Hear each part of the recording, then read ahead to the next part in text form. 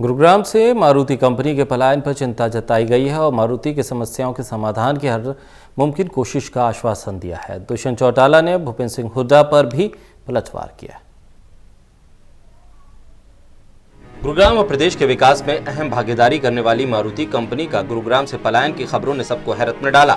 देश में मारुति की शुरुआत सबसे पहले 80 के दशक में गुरुग्राम से हुई। इसके बाद इस कंपनी ने देश और प्रदेश में दिन रात विकास किया, लेकिन अब मारुति कंपनी अपने लिए गुरुग्राम से बाहर जगह तलाश रही है।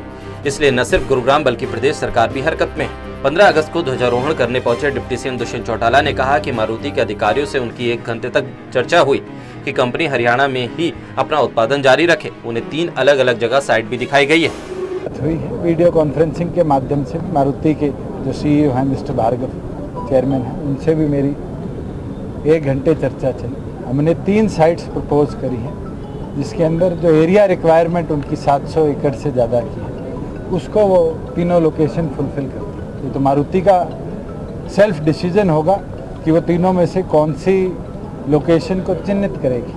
मगर पूर्ण तौर पर विश्वास है कि गुड़गांव अर्बन में जो उनका प्लांट है वो अगर रिकोलोकेट होगा तो हरियाणा की धरती पर हरियाणा के युवाओं को रोजगार देने के लिए रिलोकेट। स्थानीय उद्योग धंधों में स्थानीय युवाओं को रोजगार देने के मामले पर बोलते हुए दुष्यंत चौटाला ने कहा कि आने वाले समय में स्थानीय उद्योगों में हरियाणा के युवाओं को 75% आरक्षण देकर रोजगार दिलवाएंगे।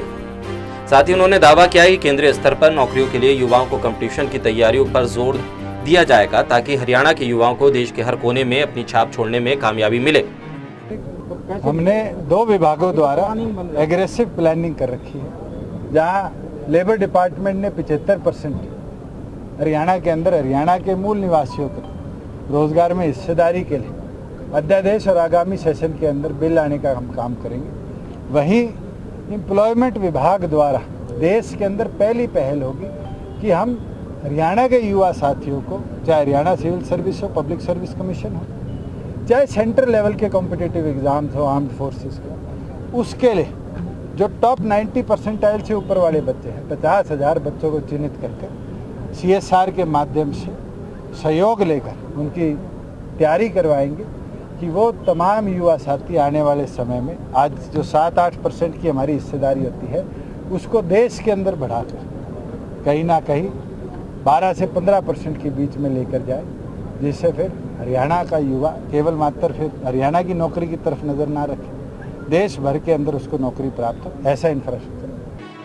डिप्टी सीएम ने कांग्रेस नेता भूपेंद्र सिंह हुड्डा के आरोपों पर पलटवार करते हुए कहा कि भूपेंद्र सिंह हुड्डा तो रजिस्ट्री घोटाले को घोटाला कह रहे हैं। उन्होंने करप्शन के मुद्दे पर हुड्डा पर जनता को गुमराह करने का आरोप लगाते हुए कहा कि सरकार सिस्टम को ठीक करके करप्शन को रोकने की कोशिश कर रही है। इसके साथ ही उन्होंने कहा कि हरियाणा अपने हिस्से का पानी किसी को नहीं देगा।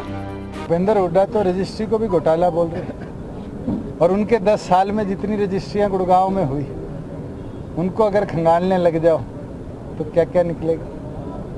भूपेंद्र सिंह हुड्डा जी कहीं ना कहीं आज मुद्दे से भटक रहे हैं। जहां सरकार करप्शन के विरुद्ध लड़ाई लड़ रही है, इस प्रयास में है कि कैसे अनियमितताओं को रोका जाए, सिस्टम को बेहतर बनाया जाए।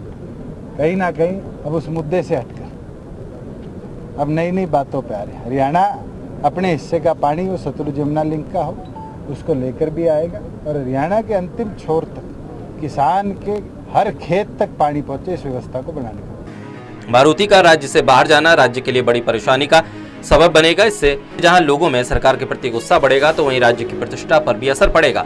सरकार मारुति के पलायन को रोकने में कितना सफल रहती है, ये उनकी नीतियों पर निर्भर करेगा। गुरुग्राम से टोटल न्यूज के लिए गुलशन ग्रोवर की रिपोर्ट।